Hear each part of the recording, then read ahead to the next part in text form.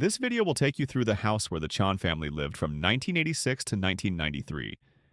It was located in Templestowe, 16 kilometers northeast of Melbourne's central business district in Australia.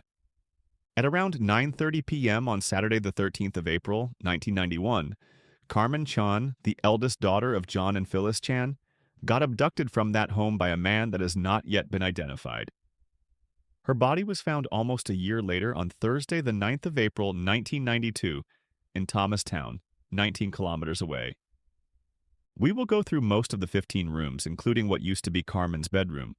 We will also retrace the steps followed by Carmen and her abductor through the garden and onto the street. You will be showed photos taken during the demolition of the house, and we will then have a short debriefing. We start our journey on the western side of the ex-Chan residence between Church Road and the Rumpus, quickly walking past the home theater towards the back of the garage. It was large enough to park 3 cars. Here we look at the window located south of the home theater. We walk south towards Serples Road, approaching the westernmost entrance gate of the property. This is apparently the gate that was used by the abductor on the 13th of April, 1991, somewhere between 6:40 p.m. and 8:15 p.m. On our left are the garage doors, in front of us behind the bins is the kitchen, and the entrance door is on the right. The parents each drove their own Mercedes, and they had a red 1990 Toyota Camry used as a utility car. On the right of the entrance door are 4 bedrooms, 3 bathrooms, a laundry room, and a retreat area. Let's now enter the home. We now are in the bedroom of either Carly or Karen, one of the 2 younger sisters of Carmen Chan, the 13-year-old girl that got abducted. The eastern wall is lined with 4 double-doors cupboards, but these are not the ones in which the 2 younger sisters were locked.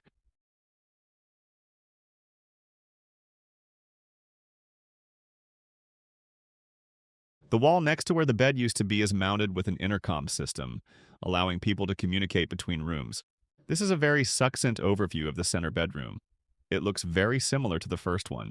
And now we are in what used to be Carmen Chan's bedroom. Her bed was installed against the eastern wall, and a TV set was installed in the cabinet mounted on the western wall. Phyllis Chan, Carmen's mum, kept this room untouched for more than a year. Through her window, she could see the garden and the tennis court on the left. There was also an outdoor swimming pool.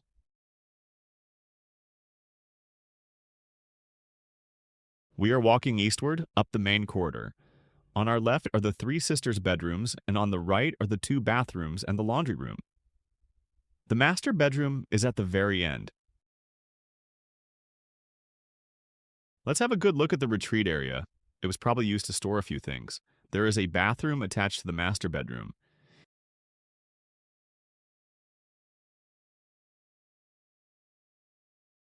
It's in this corridor at around 8:40 p.m. that Carmen and Carly Chan encountered a man dressed in a green tracksuit and a balaclava wielding a long knife. The abductor broke through a lounge room window and left with Carmen through the sliding kitchen door. We will retrace their steps later in this video. Please note this footage has been shot in 2023, 32 years after Carmen's abduction and murder. Regardless of all the years that had passed, the house was still pretty much in the same state than in 1991. We can barely imagine what the Chan family went through.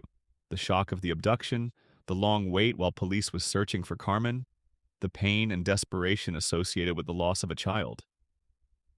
This is a true tragedy, and our hearts are with the Chan family. It is time to retrace the steps of Carmen Chan on the night she got abducted. Investigators determined she was led through the sliding kitchen door, walked past the swimming pool, across the family garden and tennis court, through a gate and onto Church Road, where she was almost certainly forced into an unknown vehicle parked about 300 meters from the family home. There is a drop of about 2 meters from the top of the perimeter wall and the nature strip below. It is unclear how the abductor managed to get Carmen onto the street, but it is speculated that she remained relatively calm and cooperative in order to protect her 2 younger sisters. Somewhere up that road, Carmen disappeared, taken by a man aged between 25 and 35, about 168 to 177 centimeters tall, and of slim to medium build. He was wearing gray runners, a green tracksuit, and a balaclava. She was never seen alive again, and nobody knows why she was abducted, where she was taken, and how long she lived. A commonly shared belief is she was the last known victim of an unidentified serial child molester known as Mr. Cruel, who had abducted and assaulted a minimum of 3 prepubescent and adolescent girls, in circumstances markedly similar to Carmen in the years prior to her abduction. Investigators believe Carmen may have been killed by Mr. Cruel because she had either seen her abductor's face or because he feared the child could identify him. The manhunt to locate Carmen's abductor and murderer remains one of the largest in Victoria's history. Despite intense publicity and repeated efforts, her murder remains unsolved. The ex-Chan property got sold on Thursday, 21st December 2023 for almost 3 million Australian dollars. The demolition of the inner walls started in March of 2024, followed by the rest of the house in August the same year. The swimming pool got backfilled, the trees were removed, as well as the tennis court and the stone pavement leading to the home. All that remains is the perimeter wall on the west and south sides, the 2 tall metal gates, and the wooden fence on the north and east sides. There was an attempt at renovating the house in late 2023. The wooden floor got replaced with white carpet. The wardrobe in Carmen's bedroom seems to have been removed, but the owner eventually decided to get rid of the property entirely. Built in the 1960s, the house got extended and renovated in 1985. That's when the brick wall separating the property from Serples Road and Church Road was built. It was a very nice place for its time, located in what was then a fairly low-density, upper-class suburb. It also was very conveniently close to one of the restaurants owned by the Chan parents.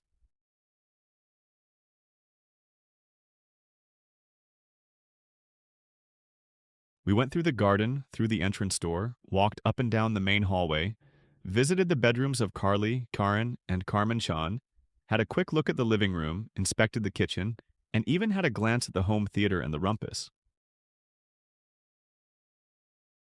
We are missing footage for a few sections of the property, including the guest bedroom, the garage, and the master bedroom. Nevertheless, we were able to see the place like never before. It is now gone and only remains on maps, photos, and videos. Speaking of photos, here are a few shots we found on a real estate website. They were taken after the 2023 renovation took place and show the place just before it got demolished. Here is the entrance. A nice wide-angle view of the kitchen. The rumpus seen from the guest bedroom. The outdoor swimming pool with a jacuzzi.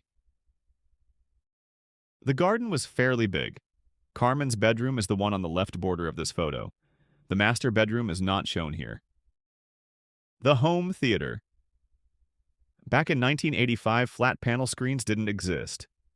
A lamp-based video projector was mounted on the ceiling and pointed at a white fabric screen, similar to what is done in a movie theater. The living room with fresh carpet. The bathroom attached to the master bedroom. Thanks for watching this video. Like and subscribe if you want to support TCS. We have more videos about the Carmen Chan case and are actively documenting it. And please, if you know something, if you saw something, well, say something. Call Crime Stoppers on 1-8003-3300. The truth is out there.